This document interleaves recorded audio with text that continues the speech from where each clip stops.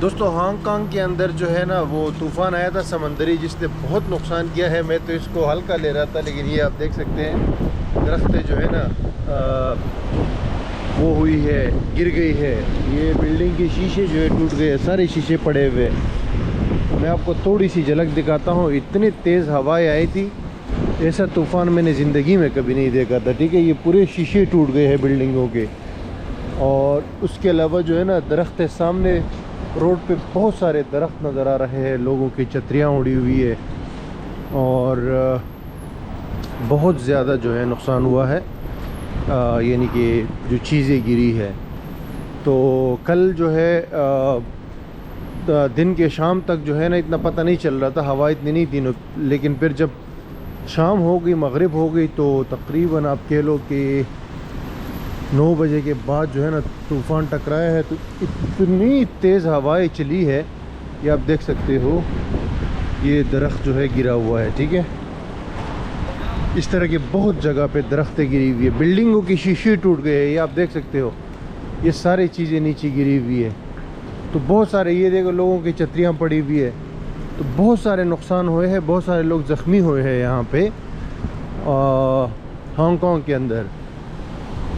और ये आप देख सकते हो कोई भी नज़र नहीं आ रहा आपको। मैं बड़ी बड़ी दरख्तें दिखाता हूँ जो कि तेज़ हवाओं, इतनी तेज़ हवाएं थी ना कि ऐसे हवाएं मैंने ज़िंदगी में कभी नहीं देखी है। आदमियों को जो है ना उड़ा के ले जाती थी, क्योंकि रात को मैं बाहर निकला था खाने के लिए।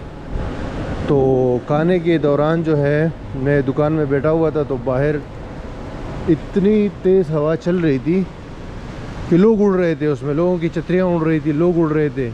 ये आप देख सकते हो, ये दरख्तें गिरी हुई है, दरख्तों के शाखें गिरी हुई है, आप देख सकते हो। सामने दूर दूर तक सारे दरख्तें जो है वो दरख्तों के शाखें और दरख्तें बिल्कुल जड़ से उखड़ गई है। तो ये आप देख सकते हो। तो ये है जी समंदरी तूफ़ान था ये, टाइफून जिसको कहते हैं। और इसके लिए यहाँ पे सबसे हाईएस्ट अलर्ट इशू किया गया था, जो कि T10 कहलाता है।